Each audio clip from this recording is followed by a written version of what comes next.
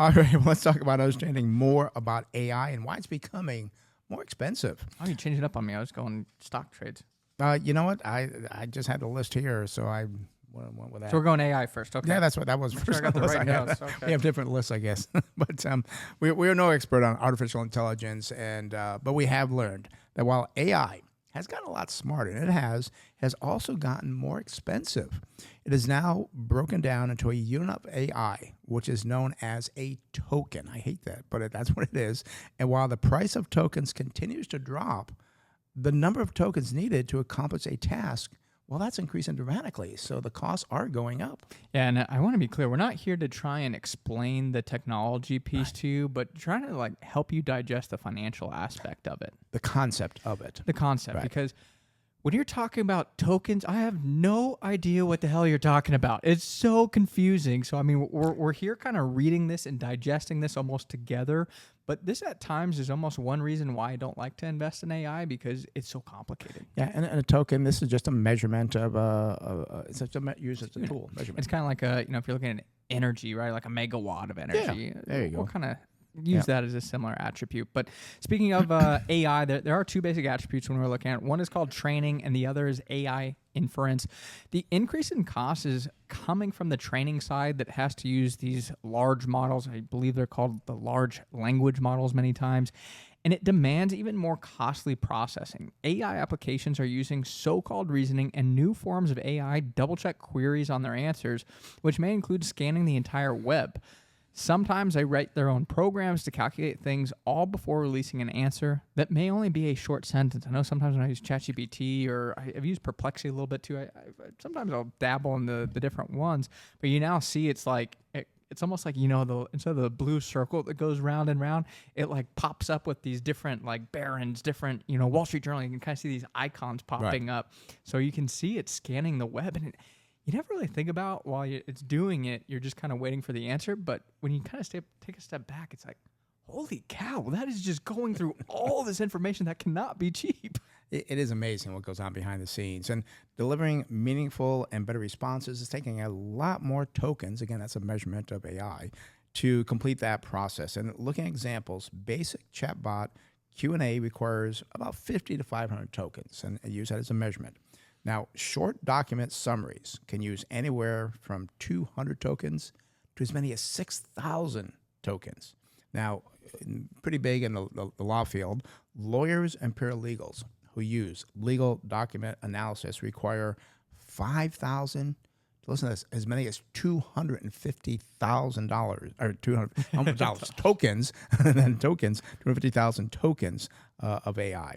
And here's the amazing one. If you're trying to do multi-step agent workflows, well, now you're looking at 100,000 tokens to over 1 million tokens. And you've got to understand, when we talk tokens, we're not talking about anything that has to do with cryptocurrencies. And this is a different token pertaining to AI. It's a measurement. So you can compare what it's doing. And that's what we did. But over 1 million tokens for multi-step, that's going to be very expensive. And I got to assume, the hope is that AI can do more and more and more. And as it does more and more and more, I'd assume the token requirement will go higher and higher and higher. Because right now, what is the, best thing to do in Italy when I travel there? And it'll spit that out, right?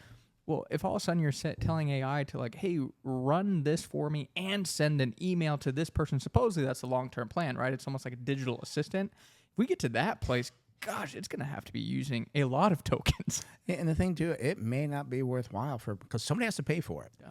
And if it's beneficial for the company, but if they got to spend too much money on it and the consumer says, well, I'm not paying that much, it's going to have some problems. So you got to understand what you're paying for AI, and you got to use the tokens. Speaking of spending, there's some big companies that we know about out there. They're spending $100 billion or more to create the cutting edge AI models and building out their infrastructure. However, for all that investment, there needs to be a return on investment. And businesses and individuals, kind of as you were saying, will eventually have to pay more for artificial intelligence. The CFO of OpenAI said last October that 75% of the company's revenue comes from your average person paying $20 a month. I was kind of surprised by that. I know you talk about enterprise AI and kind of pushing into the businesses and so forth. So I was surprised the average person paying $20 a month is what's occupying the revenue. The other thing, I personally don't know a single person that pays for AI right now. I use all the free stuff. ones. Yeah. So I don't understand what the difference is necessarily between the base model and the higher end ones. Kind of speaking to that point, the cheapest AI models, which includes OpenAI's new ChatGPT 5 Nano, is costing around 10 cents per million tokens. But go to the top of the line GPT-5, and that costs about $3.44 per million tokens. Again, I'm not sure what the difference is, and maybe it'd be worthwhile to test out the free service versus the $20 a month service to actually get an idea of it. But I mean, I don't understand the point of paying for it at this point. And again, when I look at what can happen in the future, and again, I think you mentioned $20 a month was what they're charging. Yeah, $20 a month is what it looks like. I don't know if that was last year, or if that's the current price as well. And I know most people, including myself and yourself, we use the free service. But is there a point where like that will go away and they're going to force you to do the 20? And then as a consumer, you have to say, okay, well, what's it worth to me? Is it worth 20? Or if they raise it to 40, 50, $100 a month, would you then say, no, it's not worth it? Yeah. I don't need that much information that quickly. Yeah. I mean, that's the big question. I mean, like I said, that's one of the big questions. But the other big question, and I'm going to say concern, is how long the big giants, the big tech giants, can keep up this spending when they're competing with their own customers. I mean, you talk about Microsoft and OpenAI, I'm going to say is the prime example, right? They're kind of in this love-hate relationship where they're competing against one another, but also kind of using each other's products. It's going to be very interesting to see how that all changes over time. And my big concern with this is right now, again, I talk about Perplexity, you talk about OpenAI, you talk about Anthropic, you talk about Grok. I mean, I left out Google, right? Yeah. Gemini. That's when I use Gemini all the time. That's 5 right there. I don't think you're going to have 5 successful chatbots 10 years from now. I mean, again, you look at Google, Bing, Ask Jeeves is one I joked about from earlier. Right? I remember that from my childhood, and obviously that disappeared.